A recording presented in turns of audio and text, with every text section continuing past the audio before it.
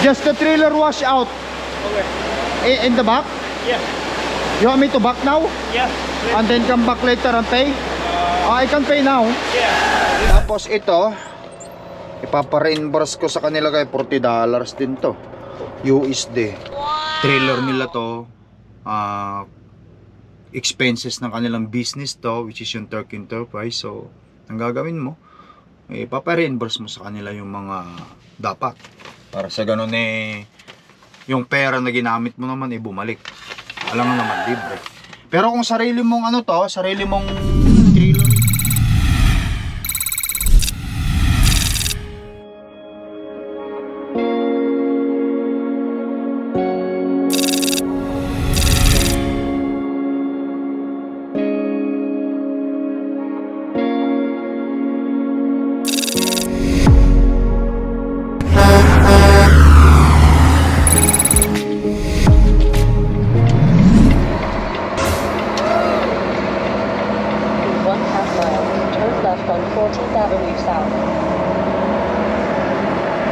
Alright guys, good morning. Ayan, at tapos na tayong mag-deliver. Ayun, pupunta naman tayo ngayon magpapahugas ng trailer natin. After this, larga na ulit tayo sa pipick-upan natin. Ito paano, continuous yung ano natin ngayon, ha? Yung biyahe natin ngayon, di tulad ng mga previous na biyahe, o I mean nung buwan, no? Medyo may katumalan. Tuloy guys, mga tropa nakakausap ko sa Canada, mga tropa sa Canada. Turn left on 14th Avenue South. Sabi nga nila, yun nga, may kahinaan nga yung tracking previously mga nakaraang buwan. Kumbaga sa ngayon lang din naman tayo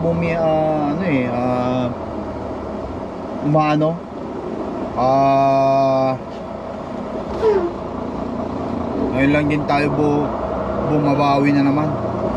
Kasi sa mga nakasubaybay sa vlog natin, no? Nakikita nyo naman, sinasabi natin lahat yung sitwasyon ng tracking dito sa Canada. Ayan. Kaya hindi naman hindi naman bago sa ating lahat. Katulad ko, i-share ko yung munting experience ko being truck driver at owner operator dito sa Canada. Nakikita nyo naman. Ayan. Well, since tapos na tayo deliver, pa-wash out naman tayo ngayon ng ating trailer dito. Okay. Oops, kape ko.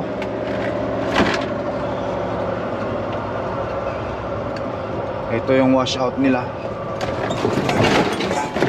Ano ba naman yung klase ng ano na yan? Masyadong matagtag naman.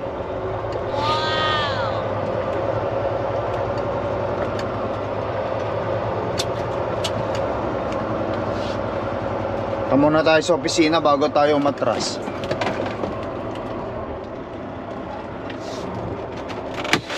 Bayaran muna siguro natin. Buti na lang at may malapit dito na truck wash, ha. Okay.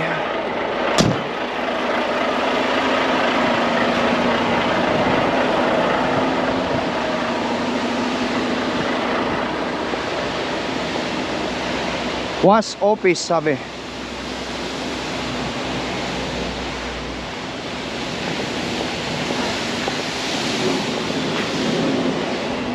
Labor Day weekend schedule. Hi, sir. Are they inside? What? Oh, you gonna wait here? No. Oh, it's right there. I'll go talk to them. Wala. Oh. Wala naman tao yata.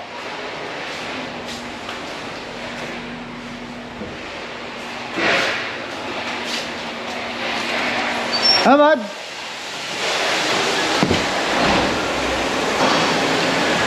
Just the trailer wash out Okay. in the back. Yeah. You want me to back now? Yeah. And then come back later and pay? I can pay now. Yeah. You can say that.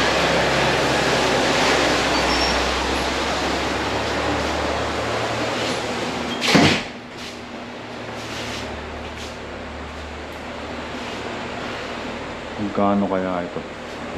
Trailer wash.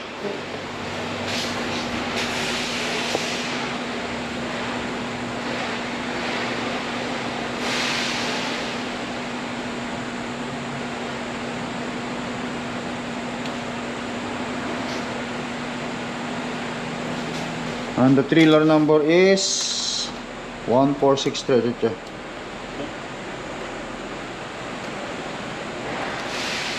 Turk Enterprise.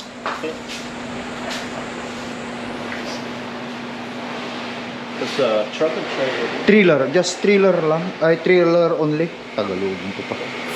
What's that? Truck number? 2098.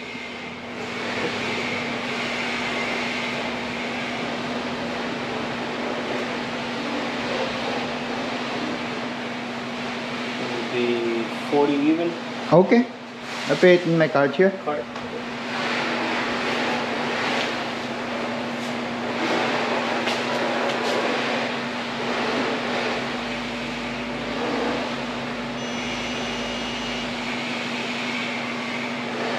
Thank you.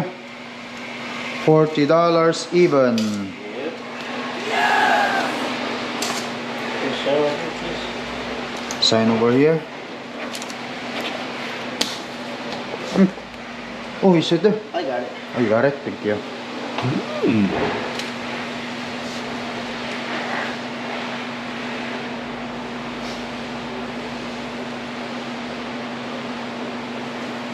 Tapos yung receipt.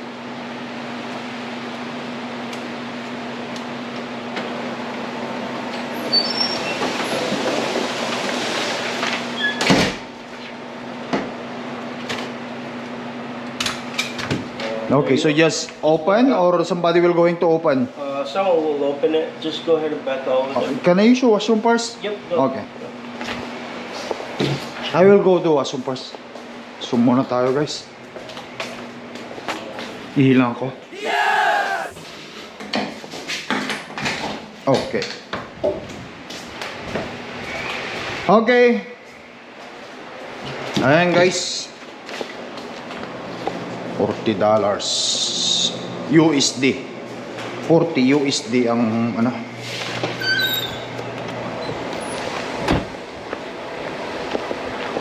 Ayan.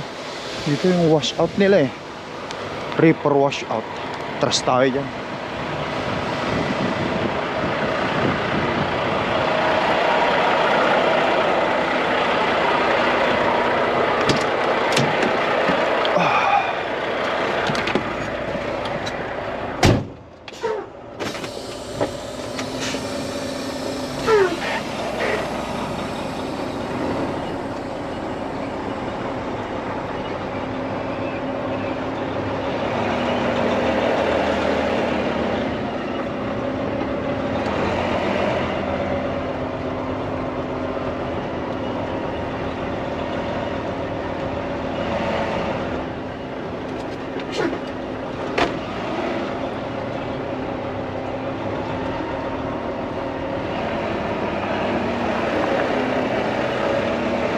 Mag-U-turn tayo.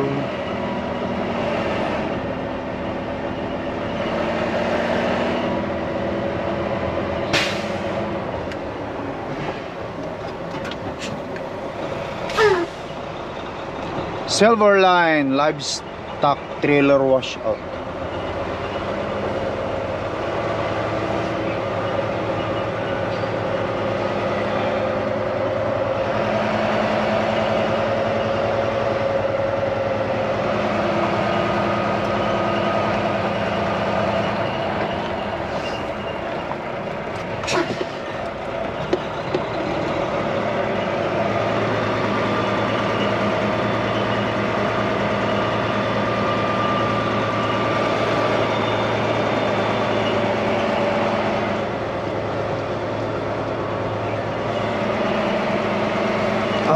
Malapit na naman ang winter, guys.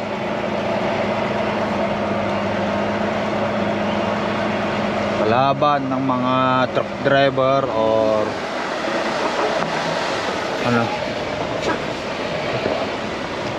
mga driver sa Canada.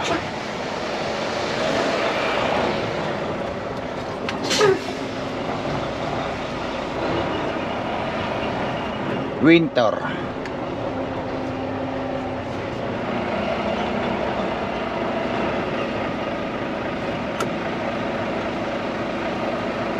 Bubuksan niya ata. Okay. Bubuksan niya. Nag-activate yung aking ano. Ay hindi. Akala ko nag-activate yung aking driving status.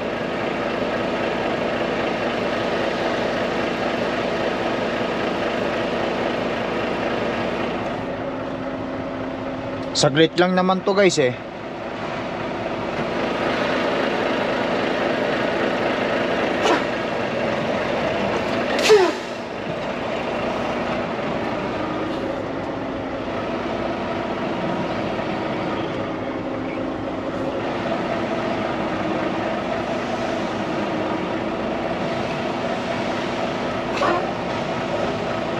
Okay.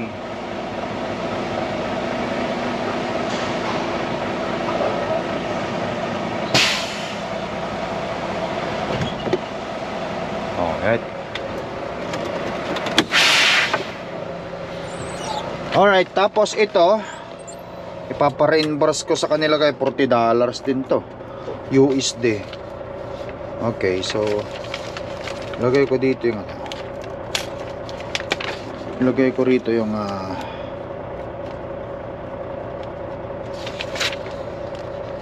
dito ko ilagay sa, tapos pipicturean ko siya para may ano ko sa, may file ko ito.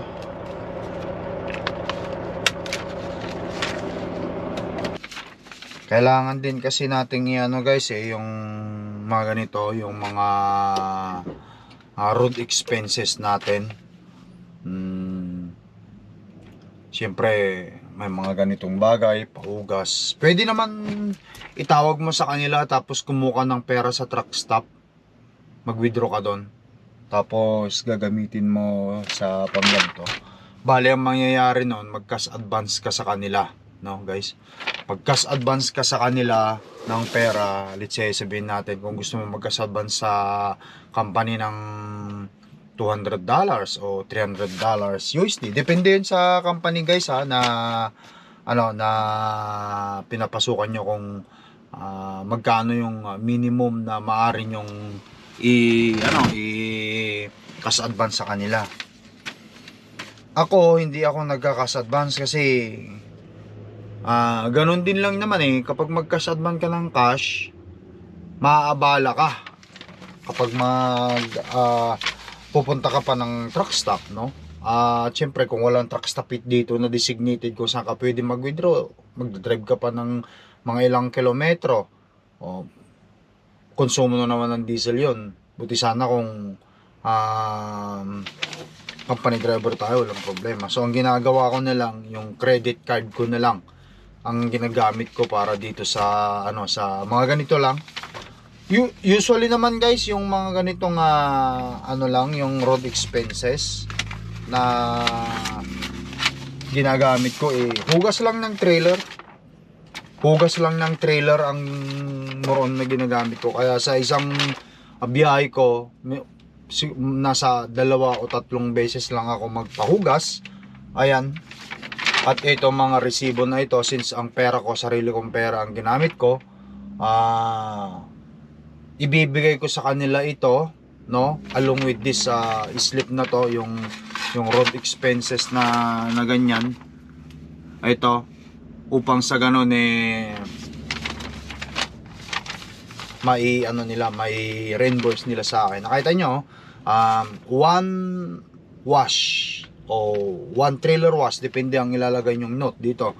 Meron tayo dito ano, guys, kung makikita natin, ayan ang Turk Enterprise, which is ito yung papel, road expenses, unit, yung truck pangalan ko. Nandyan yung Canadian fan or US fan, nandyan yung description, packs, washes, tolls, others. Ito, 1 was 1463 trailer, at ilalagay ko rito yung amount, which is, ang amount dito is 40 USD. So, hindi ko dapat kalimutan yan upang maibalik nila sa akin yan. So, ilagay ko rito.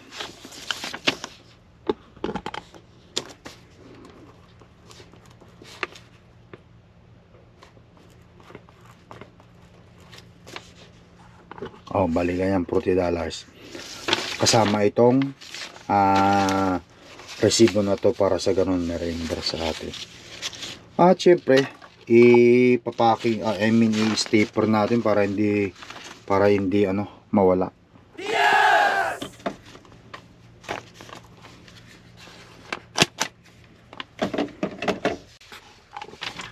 Tapos ilagay natin sa trip envelope natin, which is itong trip envelope. Dito nakalagay yung bill of lading, resibo ng pagpapadiesel mo, truck at saka trailer. Ayan. At para mabayaran nila tayo. Ganon din, kapag meron ka pa ulit additional expenses, yung resibo, ilalagay mo dito. I-staple mo, tapos isusulat mo siya dito. Kung nasa Canada ka man, katulad nito nakita nyo kaganina, kung nasa Canada ka, i-check mo rin yung nasa Canada. Yan. Tapos pilapan mo lang din dito. Ayun, lagay mo yung amount. Tapos ito para matik ng mabayaran. Kasi lahat naman talaga walang libre, di ba? Dito sa Canada wala rin namang libre. So, ang mangyayari nan talagang syempre trailer nila to, expenses ng kanilang business to, which is yung Turk Enterprise. So, ang gagawin mo, papa-reimburse mo sa kanila yung mga dapat.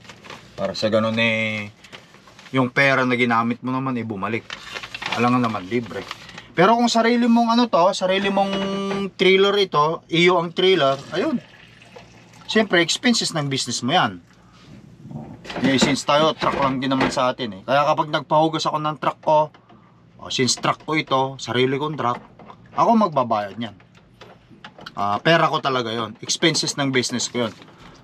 Katulad nga rin yan nung company driver ako. Ang ginagawa ko lang nun, pahugas dito, pahugas dun pati truck at saka trailer kasama na yun. Siguro sa na ako magpapahugas ng truck ko. Marami pa dito maraming nakapila dito Gusto ko sana rin magpahugas ng truck ko, kaso maraming nakapila, mahaba-haba pa to. Nakikita natin guys. Pero magpapahugas na ako sa susunod na makakita ako ng truck stop na may papahugas ako. Magpapahugas tayo ng ating truck. Tatlong bay kompleto, may mga nagpapahugas. Matagal maganta, kaya hindi na ako maganta. Since may reload na rin naman tayong ibinigay sa atin, kaya largayin na natin. Hindi tayo magpatumpik-tumpik pa. At pupunta ulit tayo ng Ontario. Ang load na pipikapin ko papuntang Ontario, Canada. Antay ko lang. Since tapos na to. For God? Okay. You will come to close? Okay, ipo-close nila.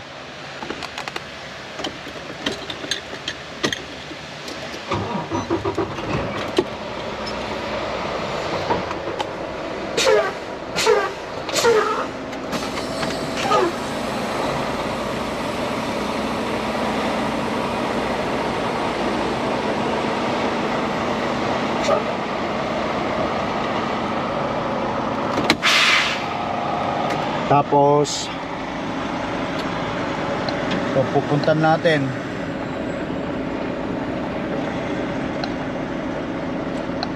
punta tayo ng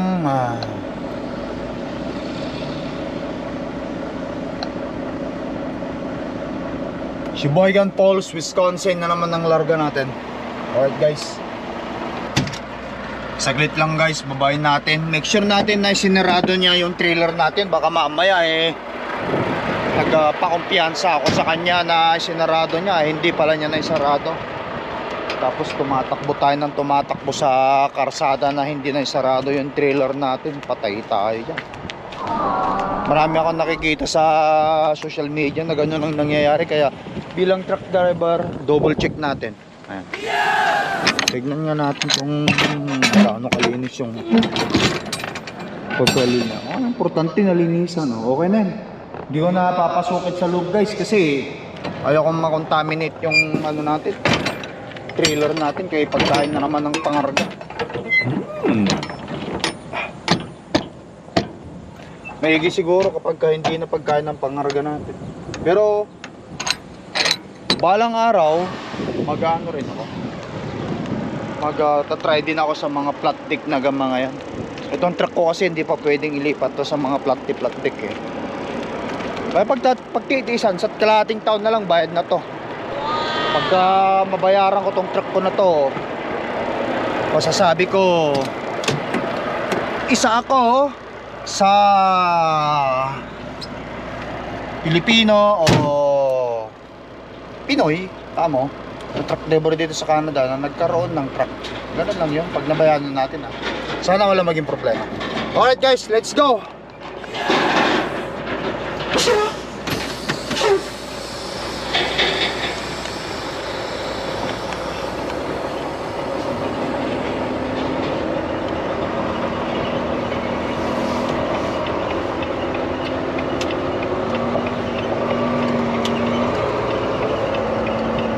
Continue 1/4 mile to the end of the street, then turn right.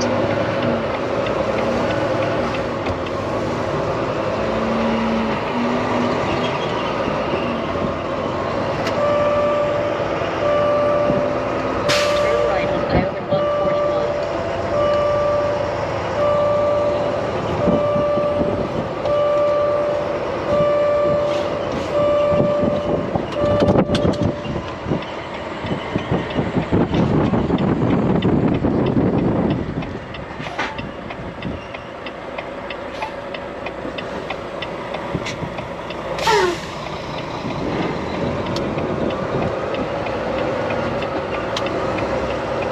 In 1/2 mile, keep left to US 59 North.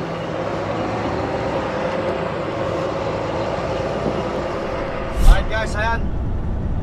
At nandito na tayo sa karsada. Yes! Sa US 20. Meron pa tayong 5 oras na driving papunta ron. Napakaganda napakaganda ng kapaligiran dito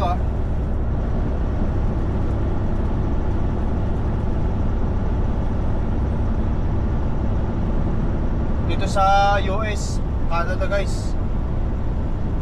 Napakaliwanag napakaluwag ng karsada rito. 1,000 kilometer ang kaya mong takbuhin sa isang araw. Kaya mong tumakbo ng 1,200 kilometer sa isang araw dito sa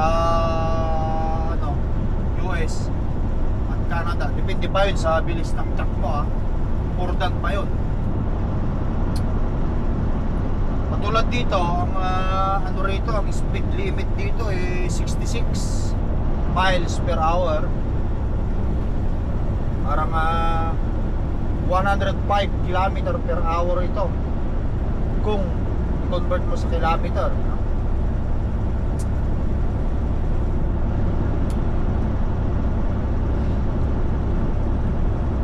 Hindi ka magsasawa kung ganito lang ang nakikita mo malawak na kapaligiran.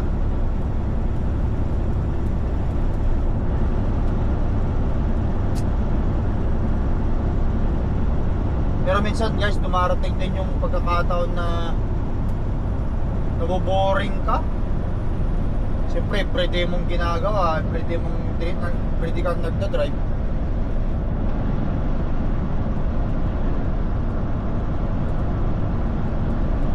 Minsan pa nga yung mga ruta na pinupuntahan mo, parya-paryas lang, yung madalas mo nang napupuntahan, yun at yun lagi ka pumupunta.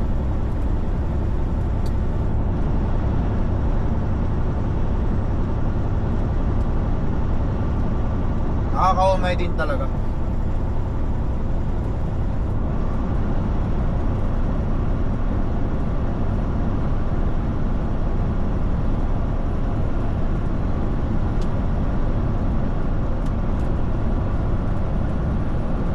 Pero siyempre wala tayong magagawa kasi yun yung trabaho natin, no?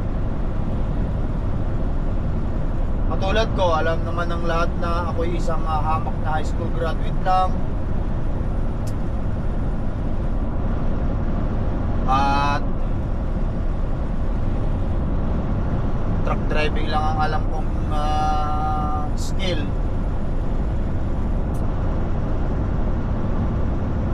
Kaya ito na lang tayo. Magyayamanin na lang natin to. Pero kahit pa paano, yung sahod ng truck driver, nakakaano rin, yung mga tipong nakakasabay din sa mga mataas ang pinag-aralan. Pero actually guys, sa totoo lang, hindi naman yung magkano ang sahod mo eh. Hindi yan nakukuha sa kung magkano ang sinasahod mo, malaki ang sinasahod mo, si ganito, malit ang sinasahod. Nasa tao din kasi yan kung paano humandal ng pera. Ganun lang naman yan eh. Kumbaga sa it's not about how much paycheck you making in every month, no? It's about how you manage your expenses, sabi nga nila. Sa Tagalog, hindi naman kailangan o hindi importante ang ganong kalaking sahod. Ang pinakamahalaga dyan kung paano ka mag-budget, no? Sa sahod mo. Malaki nga ang sahod mo, pero hindi ka naman nagtatagal sa'yo kasi waldas ka naman o magastos ka, wala rin. Maliit nga yung sahod ni ganito, pero naimamanage niya yung budget niya kasi marunong siyang mag-budget, may natitira pa, di ba? Yun talaga yun.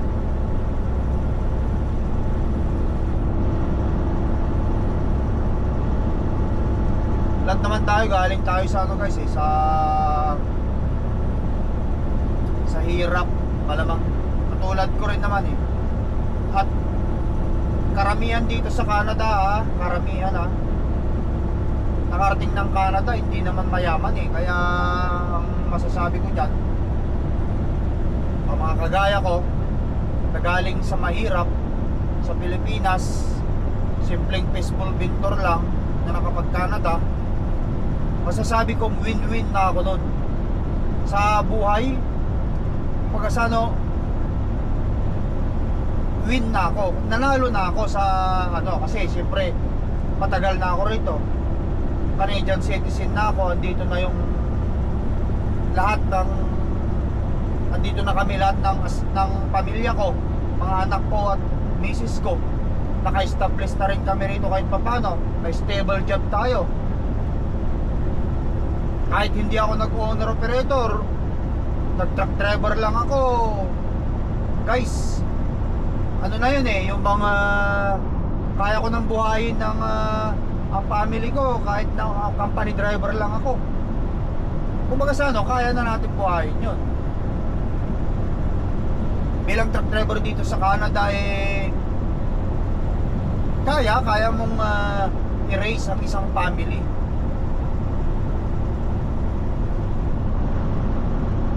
Tsaka syempre kagandahan dito sa Canada guys, para sa mga bata, may mga benefits, may mga tulong from government. Unang-una yan yung pag-aaral nila mula elementary or mula pagsimula nila pag-aaral, kindergarten to grade 12, free yan. Tapos pag nag-college na sila o nag-university, pag magandang grade nila, may pwede pa silang makakuha ng mga scholarship. Or kung hindi man, yung pag-aaral nila ng college o university, may mga government funded dyan. Kahit ano pang klase ang kunin mong kurso, aralin mo, bibigyan sila ng government of Canada, of course. Kumbaga sa ano, study first and then pay it later. Ganun dito sa Canada eh. Ibang iba talaga dito sa Canada kaysa sa Pilipinas eh. Sa Pilipinas, magulang ang magpapaaral sa mga anak. Talagang kailangan mong mangutang o sikaping mapag-aral yung anak mo ng kolehiyo. Dito guys, hindi. Dito hindi pwedeng ang magulang dito ang mag-loan para sa mga anak. Yung mga anak mismo ang mag-loan para sa sarili nila sa pag-aaral nila. Dito hindi mo talaga dito sa Canada eh. Hindi mo responsibilidad ang pag-aaral ng mga anak mo dito sa Canada. Yun ang kagandahan sa Canada talaga guys. Sa Pilipinas, siyempre pagka-graduate ng grade 12, isipin ng magulang, magka-college na siya. Saan kaya kami kukuha ng tuition? Yun sa Pilipinas talaga, which is yan talaga. Kasi kami naman noon sa Pilipinas, yung kapatid kong bunso, babae, ay gano'n naman talaga nang ito pinag-aral ng magulang ko. Siyempre sinikap nilang mapag-aral siya. Gastos ng parents yun. Dito guys, hindi. Iba rito. Kaya yun ang masasabi ko. Kaya maaluan ang pamumuhay dito sa Canada. Sa Canada, hindi ko lang alam sa US kasi guys once again, magsasalita lang ako ng base kung ano yung na-experience ko lang. Yan. At saka isa pa, kahit anong klaseng or ibig ko sabihin kahit anong edad ka na, katulad ko kung gusto ko pang kumuha ng kurso ngayon, pwede pa eh, kung gustuin ko eh. Pwede pa akong mag-engineer. Pwede akong kumuha ng nursing. Pagkasano dito sa Canada, kahit anong edad mo na, pwede kang mag-aral. Mayroon mga government funded na dyan na pwede mong applyan. Papasa ka naman, a-approve at a-approve ka naman, igagrant ka naman ng government of Canada. Kaya yun ang isang kagandahan dito sa Canada. At isa pa ito, maraming benefits dito sa Canada. Katulad na lang ng mga company driver na long haul. Guys, kung alam nyo lang, dito sa Canada, mayroong meal allowance pa na nare-reimburse galing sa Canada. Kasi kapag ang isang long haul truck driver lumayo sa pamilya o doon sa home yard nila, nag-stay sa, let's say, napunta siya ng US within 24 hours, meron siyang considerable na at eligible meal allowance. Yun, 3 times a day yun, meal allowance nun. Kaya yung mga iba rito guys, na mga company driver, alam nyo kung magkano ang nare-refund nila sa meal allowance nila. Pumapalo yan guys, yung meal allowance na minsan, nung ako, company driver ako, nakaka-refund ako ng 6,500 Canadian dollar. Meal allowance lang yun Iba pa yung yung tax tax refund ko. Nakaka-tax refund pa ako, yearly yan. So mangyayari, pumapalo ng $8,000 ang reimbursement sa akin ni Canada kapag nag-file na ng tax. Ganoon din naman sa Pilipinas, di ba? Pag nag-file ka ng tax, may monthly na, yearly naman yan pag nagpa-file ng income tax. May makukuha ka rin naman doon sa Pilipinas pagka yung nag-file ka ng income tax eh. Ganon din dito sa Canada. Kaso sa Canada, kapag truck driver ka talaga, may meal allowance ka pa, eligible ka pa makatanggap ng meal allowance. 3 times a day yan. Basta yung ilag mo, yung logbook mo, secure mo lang yan, itabi mo lang yan, i-save mo yan para pag nag-file ka ng tax mo sa income tax mo yearly, ibibigay mo yan o isasubmit mo yan sa CRA o sa accounting na gagawa niyan yung tax mo. O yun, kapag ka na-compute nila, magkakaroon ka pa ng tax refund sa employment mo at saka sa meal allowance mo. Kaya kailangan i-save nyo guys yung ilag, yung logbook ninyo dito. Huwag nyo kakalimutan kasi pagka hiningihan kayo ng proof ng Government of Canada na kailangan yung ipakita yung logbook nyo na totoong bumabiyahe ka long haul at wala kang may pakita, babawiin nila yung ibinigay nila sa'yo. Kasi dito sa Canada, ang tax dito every 7 years ang expiration. So kung 2023 nag-file ako ng income ko ng 2023 last year yun. So from 7 years yun, 24, 25, 26, 27, 28, 29, 30, may expire yun sa 30. Kumbaga sa ano, yung 2023 mo 7 years ang katumbas nun bago nila ikaw yung auditin. Sa loob ng 7 years na yan, kapag hindi ka na-audit yung tax mo ng year 2023, free ka na. So ngayon, yung 2024, which is ngayon, another 7 years ulit yun. Kaya kapag umabot siya ng 2031, pag lumagpas doon, free ka doon sa taxation na yun. Kasi basta may audit din dito sa Canada. Basta isang year ang ano nun, ang expiration nun 7 years. Yan, mahirap ipaliwanag pero ganun talaga yun. Basta yearly na taxation 7 taon yung parang validity nun para auditing ka, babalikan kanila. Kaya dito, alam niyo naman, dito sa Canada, it's all about tax guys eh. Hindi ka talaga makakawala rito. Kaya advice ko sa inyo, isa pa, ayan, ilag nyo, i-save nyo para sa meal allowance, para sa mga kapwa truck driver dito sa Canada, yung mga long haul na company driver. Ayan guys, dire-diretso lang tayo. At malayo-layo pa yung biyahe natin. Focus lang ako. At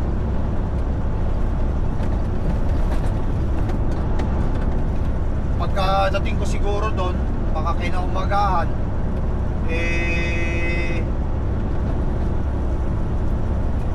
magpipick up na ako kasi yung pick up ko is, sabi nila bukas pa ng hapon. Pwede ko naman hindi hatawin ngayon, pero gusto ko makarating na ron para bukas easy na lang ako eh. Guys, dire-diretso lang tayo ha. Maraming salamat ulit sa inyong walang sawang panonood sa video vlog nila kay guys ha.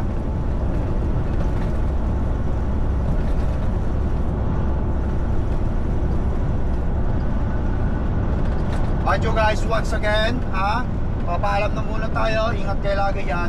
Guys, peace up. Bye.